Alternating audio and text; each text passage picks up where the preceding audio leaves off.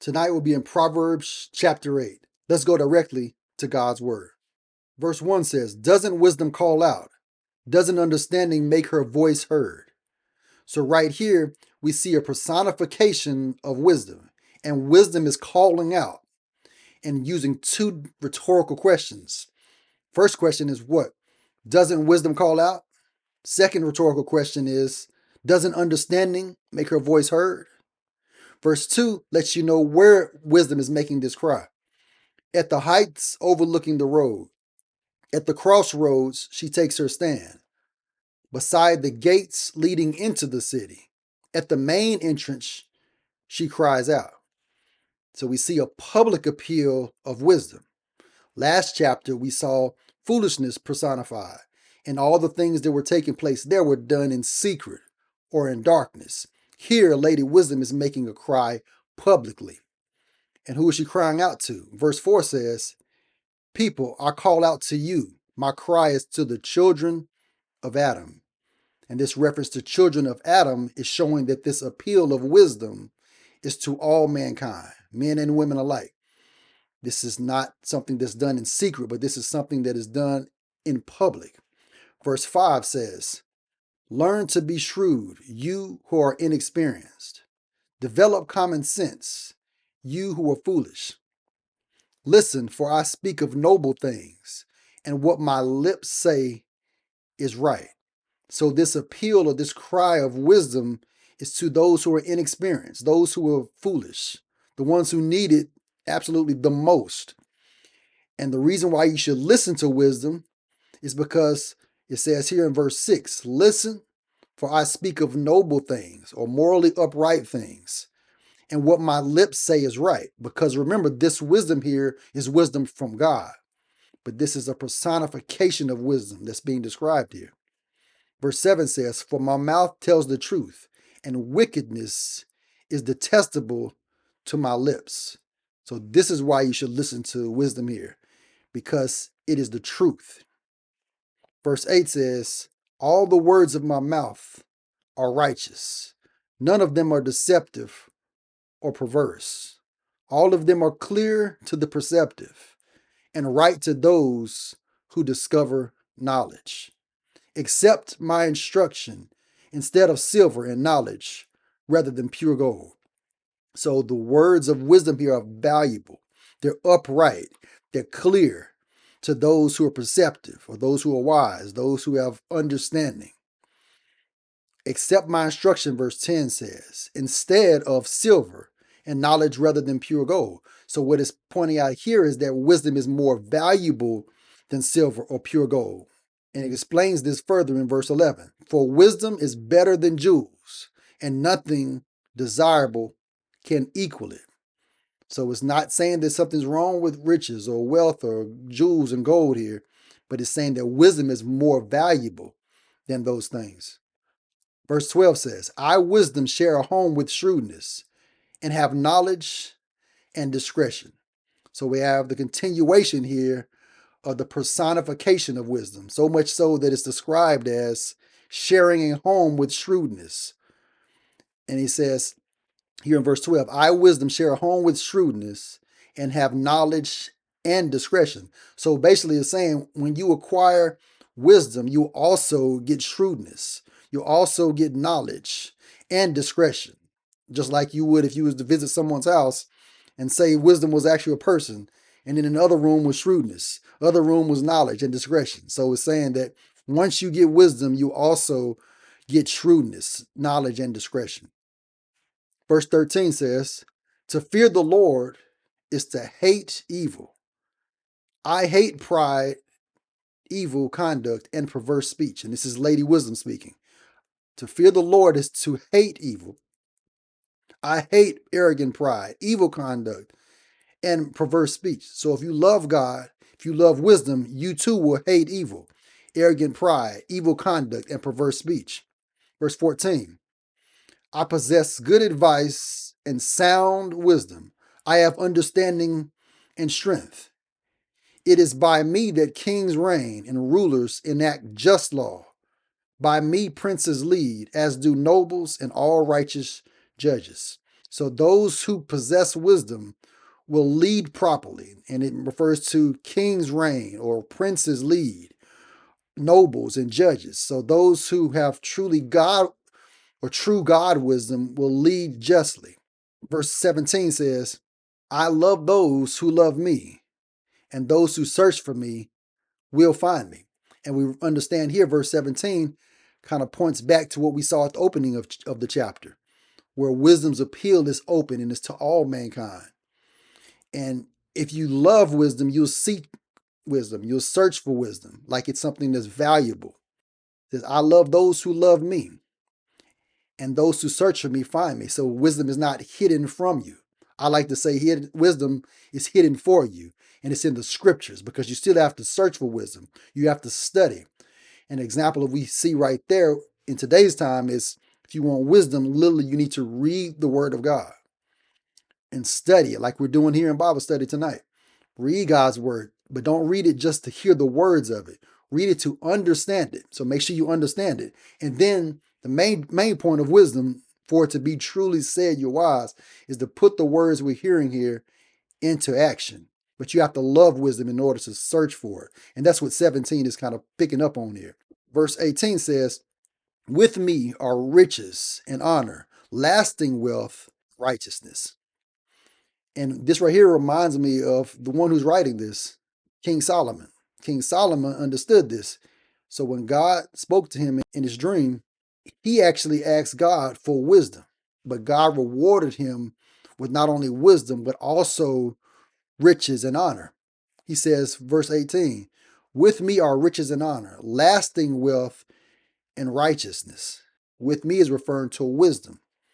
With wisdom are riches and honor. Because see, if you have wisdom, you can acquire riches and honor.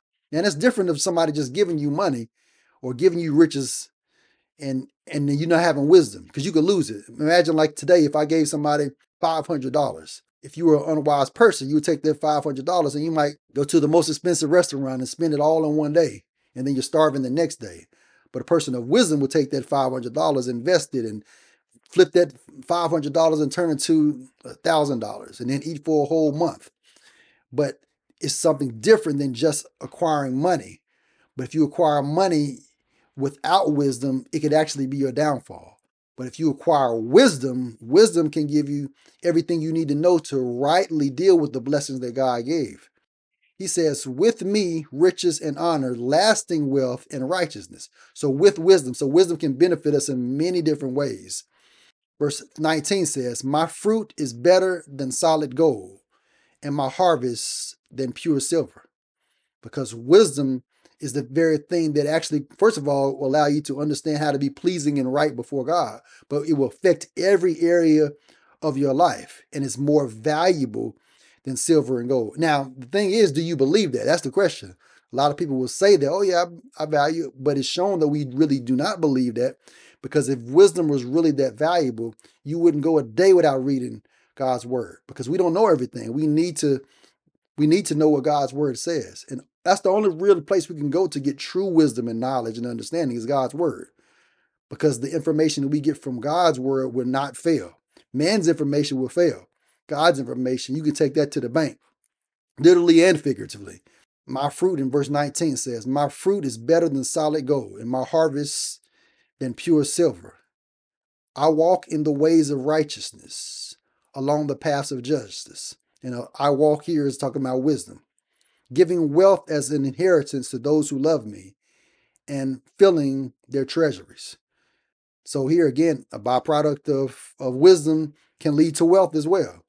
Now, verses 22 continues the personification of wisdom. We're still talking about wisdom here.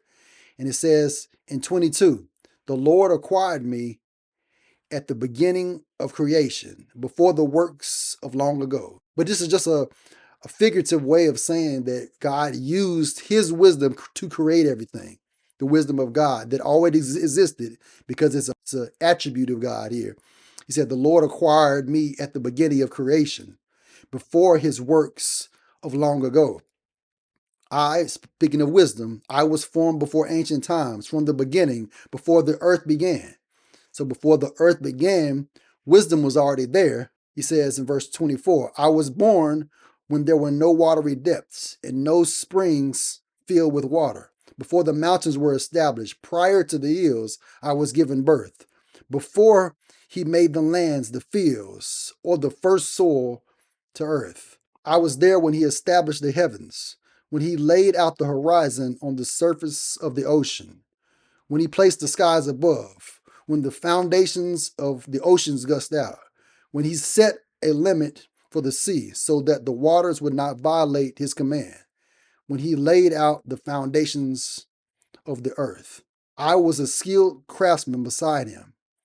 I was his delight every day, always rejoicing before him. I was rejoicing in his inhabited world, delighting in the children of Adam. So all this is speaking in context about who? Wisdom being used by God, his wisdom being used to create everything.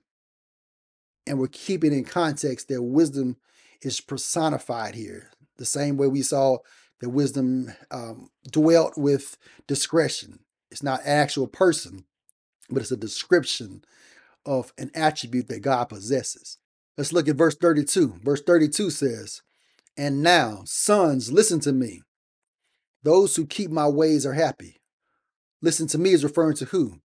Wisdom. That's been who we've been talking about this whole chapter is wisdom. "And now, sons, listen to me. Those who keep my ways are happy. Listen to instruction and be wise. Don't ignore it. Anyone who listens to me is happy, watching at my doors every day, waiting by the post of my doorway." Now, this happiness it speaks of here in verse 34 is not happiness like we think about. Happiness that we think about is very fleeting, it's shallow, it's situational. Here, the happiness that wisdom brings is something that God gives you. He says, anyone who listens to me is happy. And you see an example of this happiness or this eagerness to acquire wisdom by the way someone here is watching at my doors every day, waiting by the post of my doorway. And we think about it, do we seek after wisdom like that? Are we happy to read God's word and can't wait to hear what the next thing God has to say to us in our lives? Or have we become distracted with the cares of this world? And those things are really what excite us or take up all of our brain power and our mind. Or are we more excited about secular things than we are spiritual things? We should be happy to hear God's word. We should be happy to read God's word, to understand what he has to say, because the information we're having here will lead to eternal life. And it will help us not only please God for eternity, but also help us now through situations of life here, through all the hard decisions we have to make as we go through this life. Verse 34 reminds us that we'll be happy if we seek the right thing, which is seeking after wisdom, and wisdom will be found for those who seek after her. Verse 35 says, "For the one who finds me, wisdom, finds life and obtains favor from the Lord." But in contrast to that, "But the one who misses me harms himself. All who hate me love death." So to not love wisdom and seek after wisdom as it is fine gold or rubies or something valuable, you actually are ones who love death, which is why I say it's important to seek God first in everything we do. The more we read God's word, the more wisdom we gain, the more knowledge, the more understanding we gain, and the more pleasing we are before God is when we put these things into action. But it's a process. But we first must start with acknowledging the fact that God is the one who's speaking these words of scripture here, and then seek God first in all things, not rely on to our own understanding, and keep the words of God with us daily. That's why he spoke of in the earlier chapters of Proverbs is that you are to write it on the tablet of your heart or tie it around your neck. That means take it everywhere you go. Keep it before your eyes. This is why we're told in the Bible to meditate on the law of God day and night. The most important pursuit here is finding the wisdom of God in our life till we can be pleasing before God and have success in this life according to God's plan.